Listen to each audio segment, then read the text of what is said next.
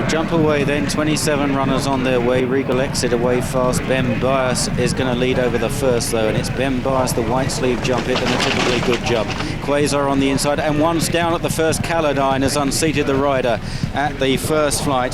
Caladine out of the race. Paul Maloney gets to his feet as they pass the enclosures, and it's Ben Bias by 2 lengths to Puntal in second. Chauvinist Handy, the black jacket Majlis is close up, and Haditowski in the headgear out wide, followed by Davosky, and then October Mist with Quasar towards the inner of Giacomo, and then Regal Exit, Scolardi, and force wide is Tikram. The loose horse is causing Quasar quite a lot of problems around that turn. Back in the field, Copeland at this stage in deep midfield, followed by Warjan, and then Spirit Leader, badly hampered on the bend, Holy Orders, who shuffled right back towards the tail. It looks a rough race. Atlantic Rhapsody, Munker Hostin in the rear too, with Bernard on, and moving on up is the back marker. Graumano is towards the rear as well. At the next, Ben Bias, Satellite jumping flight number 2 and cleared it in tremendous style by 6 lengths to Puntal second. Chauvinist is a close third, and then Majlis and Haditowski, and then Quasar back on the inside, the white-faced Quasar. And the leaders are then chased by Regal Exit and Davosky as they clear the third. Behind these, Tikram and then Giacomo in the midfield. Copeland is being driven along towards the inside of runners, along with Non-So. Non-So in a yellow jacket towards the right, deep in the midfield. Polar red in stripes in the red headgear, also midfield. Spirit Leader and a noseband wider out in dark blue and red. Mr. Cool on the outside, and on the extreme left is Graumano as Ben Bias sailed over flight number 4. It's Ben Bias clear from Chauvinist in second place, then Puntal and Quasar on the inside, Haditowski. Next is Giacomo on the inside of Regal Exit. Tikram, the orange sleeve jacket wide then of Davosky, and Non-So just hunting up the leaders. The grey October Mist is on the inside from Spirit Leader, and then Warjan as they begin the left-hander, and the loose Caladine just slightly getting in the way as Ben Bias and Chauvinist go 1 and 2. Puntal is third. Haditowski and Quasar. Non-So the 9-2 favourite, about 9th or 10th at the moment in that yellow jacket. Copeland's trying to get back on terms. Atlantic Rhapsody work to be done. Out the back, Holy Orders, who was hampered, and Majlis is tailing off. They turn for home, and Ben Bias, third last year to Copeland, leads the way in. It's Ben Bias by 2 lengths to Chauvinist in second place, and they've kicked away from Haditowski. Puntal's in trouble. Spirit Leader is making progress down the outside, then Quasar and Regal Exit as they run down, and Copeland now grabbing hold of the bit, jumping 4 out. It was Ben Bias who's still in front there. Ben Bias leads the way in the hands of Paddy Brennan, got a clear advantage, but Non-So makes smooth headway on the inside. Spirit Leader and Quasar with every chance, jumping 3 out. They're chased then by Chauvinist, who looks a bit one pace. Copeland's trying to get back on terms as well. From the rear, Bernard stays on as they head down towards the second last, and Ben Bias is joined by Spirit Leader on the outside. Tikram's come there well.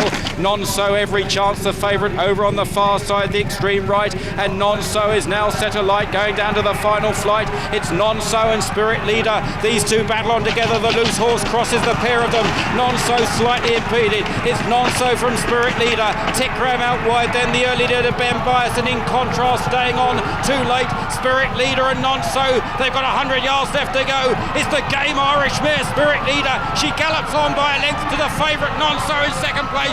Spirit Leader, she's so game and consistent, and she wins the Tote Gold Trophy.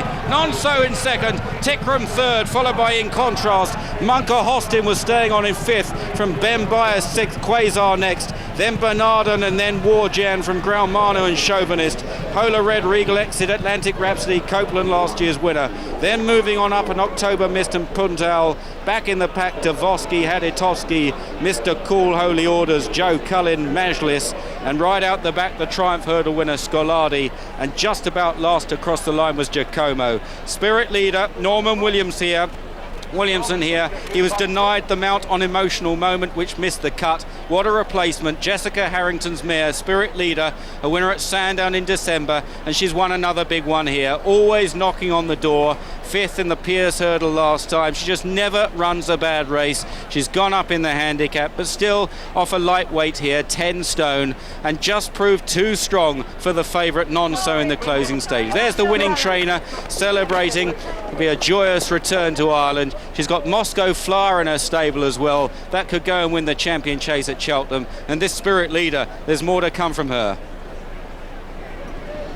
Spirit Leader, the only mare in the race, is returned 14-1. Joint fifth favourite. Spirit Leader was 14, 12, 11 and 10 in the offices this morning. And of course Norman Williamson, our guest on the morning line, really sort of gave a good shout for that Spirit Leader. Goes and wins at 14-1 and floors quite a gamble. Anti-post on this non-so. It was 25-1 when the weights were published. Returned here now 9-2. Clear favourite, that non-so. The third, Tikram, went off at a pony, 25-1 Tikram. And the fourth horse was number 4, In Contrast, bad each way for the bookmakers, that at 6-1. Some bookmakers are paying on the fifth horse, but it is a photograph for the fifth place. We'll bring you that later. But that Spirit Leader, 14-1 for Norman Williamson, the only other mare ever to win the Tote Gold Trophy. The great mare My Sylve won it in 1995. The second mare to win, Spirit Leader, 14-1, 100-7.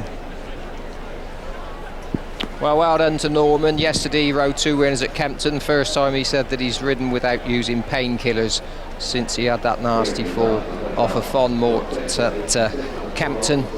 And you can see how much this means to him. A wonderful filly, smallest in the field, I think, isn't she, Mick? Yeah, she's absolutely diminutive. Norman doesn't look so big on her, but when Barry Geraghty won on her when I was in Ireland, he looked huge on her. But great performance. She's running some tough races this year, and she's proved herself every time. But she's at the right end of the handicap, and how often do you see it here? Where, and like Jim, you're the handicap specialist, but how often do you see horses in this race come good at the right end of the handicap? Well, they've got a furious gallop, haven't they, Mick? And it has teed it up for you talked earlier about horses travelling. The loose horse thankfully didn't cause too many problems at last, but these two, they both travel really well in the race as well. Yeah, if the great thing about Newbury is it's such a long straight here, people tend to get excited when you're jumping where the old cross hurdle used to be, but because of that they race a long way out, and if you're able to travel and hold your position and keep everything covered and then just move, dodge and way up the